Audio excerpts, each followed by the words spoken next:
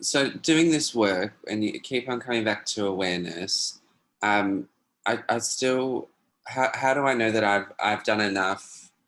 And like when do I start moving from the practical doing the work to surrendering and like almost like being the work, so living the lessons? How do I know when that is? When it happens, you'll know it in the essence of what you are. And we often ask the question, and yeah, you have to ask who's asking the question, have I done enough? And where you are right now, wherever you may be, at whatever level of consciousness you are, you've always done enough. Because you're exactly where you're meant to be right now, always. And what has led you to this place in what appears to be space-time is the doing of the undoing. Because what we're really doing is the undoing of the ego body-mind identification, the filters of the ego that have identified with doing, titles and positions and activities in the world, who we think we are as a body-mind. And so you've always done enough. You are always more than enough. And there comes a time where you fully self-realize, and everybody on this awakening path that appears to be doing, what is the doing? It's simply the practice of self-inquiry, where you've now turned from looking at the world and putting your attention on the world, and you've now changed your focal point inward, and you're now directing the attention at the essence of your beingness, at the essence of yourself. You're now looking towards the self. You're receding into the heart, which is the temple, which is God's home in you, as you, for you, where the self resides and abides in the love of God as an extension of God's love. And when that happens, you'll know, because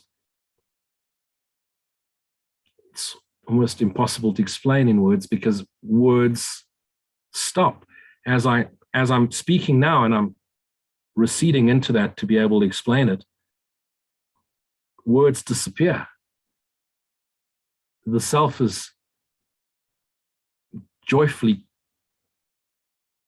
benevolently quiet. It's just, peace is silent. The essence of the self is content.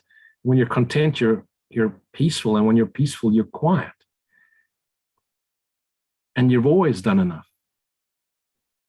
If the world was, let's just for the sake of analogy say this world was this physical ball of darkness, and every human being is a candle. But these are candles that are unlit, so they remain in darkness. As you recede and become the light of awareness, that candle is lit.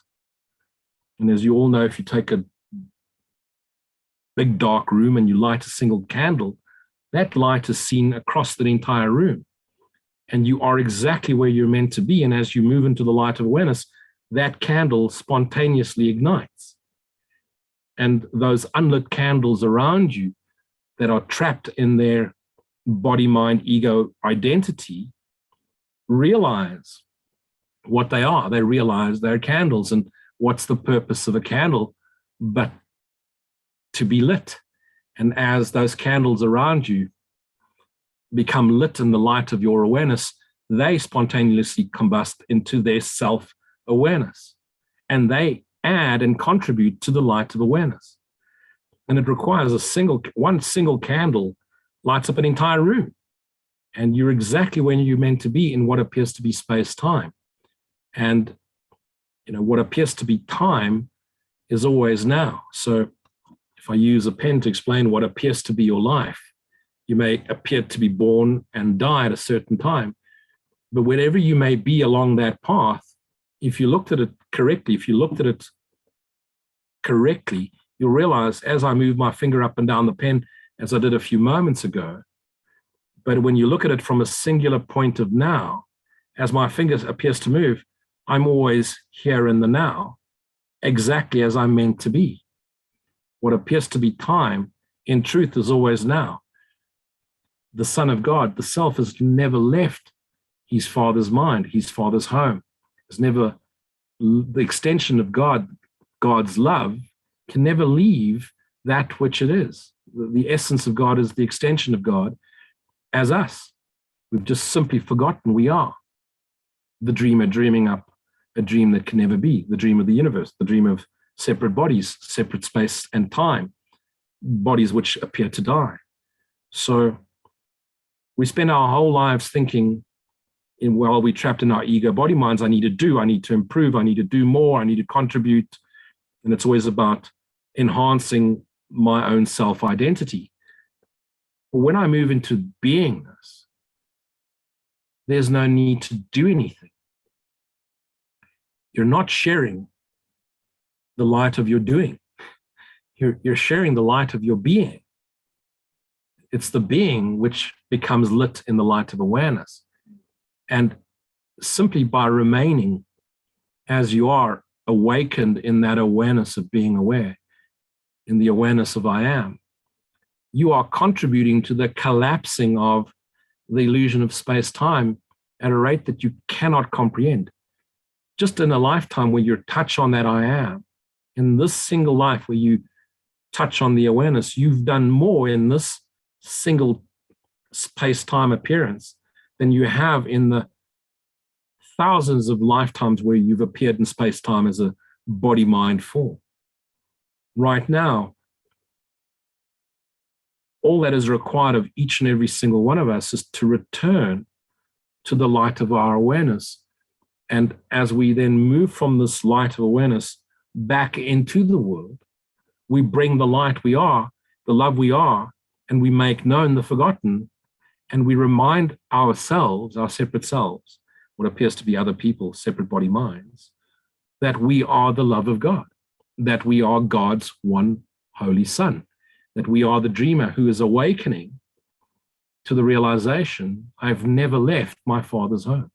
The prodigal son has returned from a journey that never existed. I but traveled in dreams through a time that never was, to a destiny I've never left. I am has never changed. That which I am has always remained silently within. And what appeared to pour itself out into this physical space-time duality was simply a tiny mad idea that couldn't be. The identification with having forgotten who I was, I then created an idea of what I could be, bought into that idea, that egoic idea of a separate body-mind, and made it real for myself, and endured lifetimes of what appeared to be suffering, only to then finally give up in pursuing my dreams of specialness, of fame, fortune, success, which never brought me any closer to happiness. So when I finally give up on that, and I simply say, there must be another way, I really am surrendering. And God's Holy Spirit in me calls me back. And so, like the moth who circles the flame, I so desperately want to be consumed by the flame.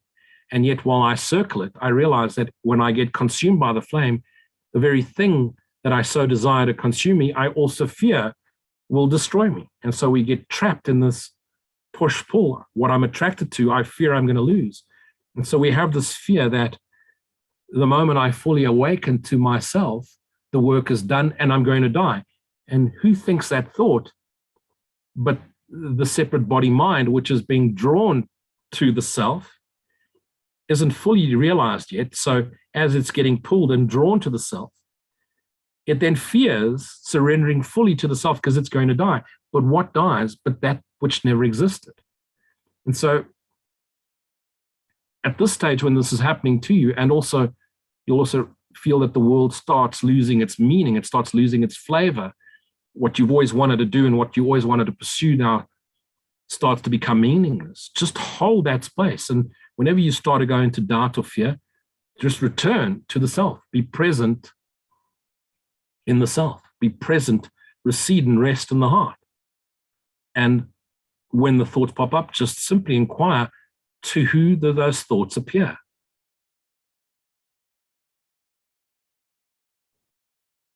One of my favorite teachers in the UK, Rupert Spira, will say, ask the question, am I awake?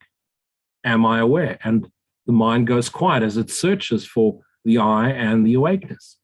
And in that singular moment where time appears to cease, appears to dissolve, the self is revealed. And in that self, abide there, rest in that benevolent silence, where you realize you're connected to everything. The entire universe is born from this. So I'm connected to all of it. And now I have no more attachment to any of it. I have no more expectation to any of it. I'm connected. I'm no longer attached. I'm not detached. I'm not pushing away. I'm not denouncing it. I'm not denouncing the world. I'm not saying, no, this is not me. This is an illusion. I realize that the world is very much a real experience for me right now, as it's meant to be. If it didn't appear real, you wouldn't go deeper. So no longer attached, yet connected to all of it with this benevolent indifference, yet complete acceptance of what is. And complete acceptance of what is the closest in our understanding we'll come to unconditional love. Unconditional love is unconditional acceptance, complete non-judgment. There's not even the word non-judgment, because when there's full acceptance, it just is as it's meant to be. And I realize as I am is as I'm meant to be right now.